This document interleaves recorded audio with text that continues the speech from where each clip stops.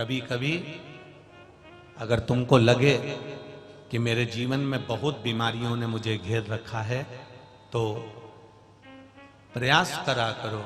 तुम्हें लगे कि बीमारी बहुत घेर रखी है और बहुत बीमारी ने घेर लिया, कोई किडनी, कोई लीवर, कोई बहुत शरीर में कष्ट, कोई रोग बीमारी, या कहीं तुमको ऐसा लग रहा है कि मेरा गर्भ 20 साल हो गए, 22 साल हो गए, संतान नहीं, तब भी इस प्रयोग को जरूर करिएगा।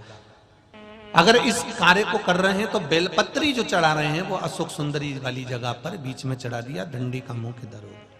जल चढ़ाना यहीं से चालू करा, यहाँ से गणेश जी पर गया, गणेश जी से अशोक सुंदरी पर आया, अशोक सुंदरी से कार्तिकेय पर आया, कार्तिकेय से देवादिदेव महादेव पर आया। ये ओम बिंदु जल है, इसको हरिओम जल भी कहते हैं। उज्जैन महाकाल में भगवान शंकर को सुबेरे सुबेरे सबसे पहला जो जल चढ़ता है वो हरिओम जल चढ़ता है। आप कभी भी उज्जैन वालों से जाकर पूछना।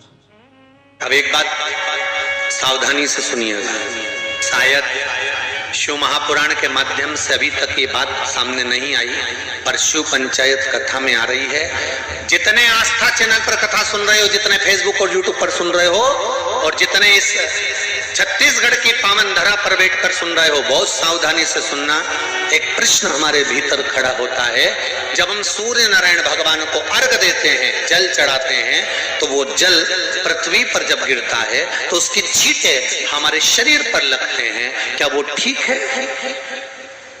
क्या वो श्रेष्ठ है? तो शिव महापुराण की कथा कहती है, जब हम सूर्य को अर्घ देते हैं, सूर्य को जल चढ़ाते हैं, वो पानी जब पृथ्वी पर गिरता है, उसके छींटे हमारे शरीर पर लगते हैं, तो वो श्रेष्ठता का भाव निर्मित करते हैं, वो गलत नहीं हो सकता। सूर्य नारायण भगवान को जब जल चढ़ाया जाता है, हाथ सिर से 8 इंच की दूरी पर होना चाहिए। जम के बोलिए, सिर से कितना ऊंचा होना चाहिए? 8 इंच ऊपर अपना हाथ होना चाहिए। मस्तक से सूर्य को जल चढ़ाते समय एक पात्र होना चाहिए, वो है तांबे का। काय का पात्र होना चाहिए? तांबे का पात्र। और सूर्य नारायण भगवान को जब 8 इंच ऊपर तुम्हारा हस्त है, और जब हम सूर्य को जल चढ़ा रहे हैं, कैसे जल चढ़ाना है वो भी समझ लीजिए। अगर कोई कैंसर का मरीज है, जिसके चेस्ट में कैंसर आ गया हो, लेफ्ट में, राइट में कहीं पर कैंसर आ गया हो, या कोई गठान आ गई हो, तो महाराज आप जल चढ़ाते समय उस जल की धार को सूर्य भगवान को जब चढ़ा रहे हो, तो धार आपकी गठान की ओर जाना चाहिए, जिससे सूर्य की किरण उस जल में से आपके उस स्थान पर पड़े, उस जगह पर पड़े जहां पर गठान है।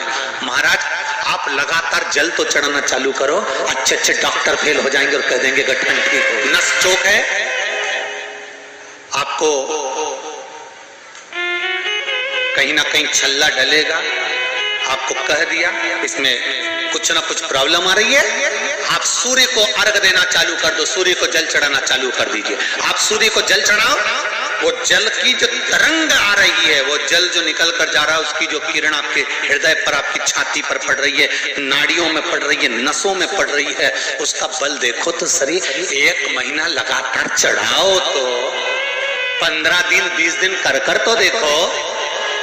क्यों राम जी महाराज जल चढ़ाते थे? क्यों भगवान कृष्ण जल चढ़ाते थे सूर्य को? क्यों दशरथ जी महाराज जल चढ़ाते थे? क्यों कश्यप ऋषि जल चढ़ाते थे सूर्य को? सारे 33 कोटि देवता, सारे ऋषिवर, साधु संत सन्यासी तपस्वी साधक उपासक सब भगवान सूर्य को अर्घ दिया करते थे। क्यों देते थे? सूर्य नारायण भगवान को जल चढ़ाते समय आपके पंजों की एड़ी ऊंची नहीं होना चाहिए। ध्यान दीजिएगा महाराज,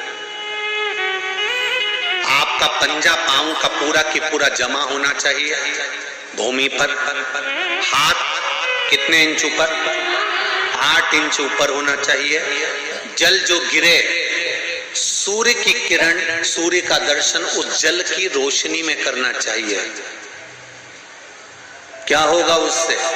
जिस बच्चे को आंख में चश्मा लगा हो, मोटे से मोटा चश्मा लगा हो, छूट नहीं रहा हो, तो थोड़े दिन उसको सूर्य का अर्घ चढ़वाना चालू कर दो और जल में से सूर्य का दर्शन कराना चालू कर दो। सूर्य का दर्शन जल में से।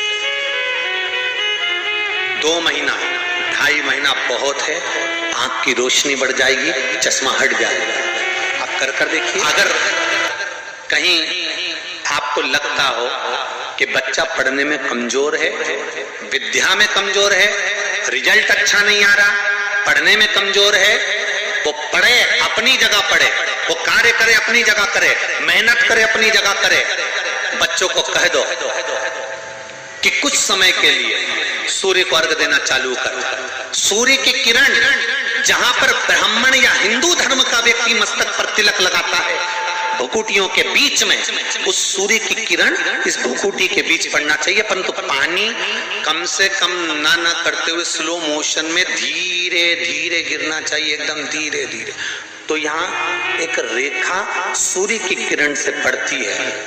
चढ़ाओ, उस चढ़े हुए जल को जब आप थोड़ा सा लेकर आते हो, आपको बताया था ना कि खाली लोटा नहीं लाना चाहिए, खाली कलश शंकर जी के मंदिर से वापस नहीं लाना। शंकर भगवान को जल चढ़ाया, चढ़ाने के बाद थोड़ा सा जल हाथ में या कटोरी में या कलश में झेल लिया, भले 2 बूंद लाओ पर अपने घर पर लेकर आओ। उस 2 बूंद जल का भी स्पर्श कलश के अंदर हाथ की 3 उंगलियां लगाकर अगर त्रिशूल पर टच कर कर मात्र आपने उस कलश के अंदर लगा दिया और वो जल भी आपने अपने घर पर छोड़ दिया, छीट दिया या उसका आचमन मात्र हो गया, तो व्यक्ति का यश बढ़ना अपने आप प्रारंभ हो जाता है, उसकी यश की प्राप्ति उसको होने लगती। हम कई बार एक बात बहुत अच्छे से आपको वर्णन किए हैं कि कभी मौका लगे और आप किसी कंपटीशन एग्जाम में बैठ रहे हैं या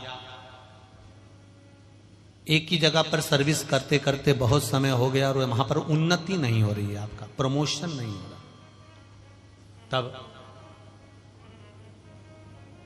7 बेलपत्र केवल त्रिशूल का 3, जो त्रिशूल में 3 नोक होती है, पहले साइड की दोनों स्पर्श, फिर बीच का स्पर्श कर कर अपने हृदय की कामना कर कर अशोक सुंदरी वाली जगह पर मात्र चढ़ा देने पर भी व्यक्ति जिस जगह पर नौकरी कर रहा होता है उससे उसका प्रमोशन का चांस बढ़ जाता है और उसकी उन्नति की ओर अग्रसर। शिव कथा भगवान के चरणों में विश्वास प्रकट करती है। शिव कथा का एक नियम है, आप अपने जीवन में उतार कर रखिएगा कि यदि एक लाल चंदन होता है, एक पीला चंदन होता है, 2 तरह का चंदन होता है। जैसे अगर हफ्ते में एक बार, कितने समय में, जम के बोलो जरा, हफ्ते में एक बार प्रयास करा करो कि लाल चंदन का पानी हम शिव जी को समर्पित करें। और लाल चंदन का पानी अगर शंकर जी को समर्पित कर रहे हो तो शिव मंदिर में चढ़ाने के बाद में थोड़ा सा पानी बचा हुआ किसी बेलपत्री के वृक्ष के नीचे समर्पित करो। किसी भी बेलपत्र के वृक्ष के नीचे लाल चंदन का पानी थोड़ा समर्पित करें।